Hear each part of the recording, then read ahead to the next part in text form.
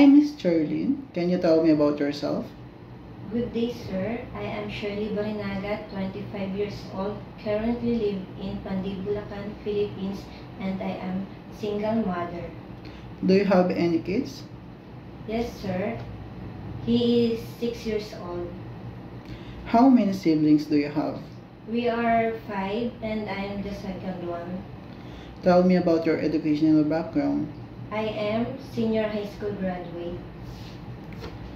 Do you have work experience abroad? No, sir, but I have experience as a sales lady as in 4 months. Okay. How would you describe yourself? I consider myself as kind, trustworthy, and I can do multitasking. Yes. Okay. Do you have any tattoo in your body? No, sir. Did you undergo to any kind of surgery? No, sir. Why do you want to work abroad?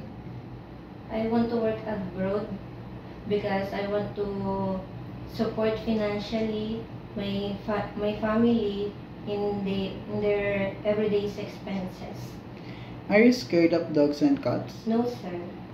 Give me your idea how could you take care of naughty children and children with tantrums. I will talk to them calmly and invite them to make them busy and enjoy, like dancing and singing.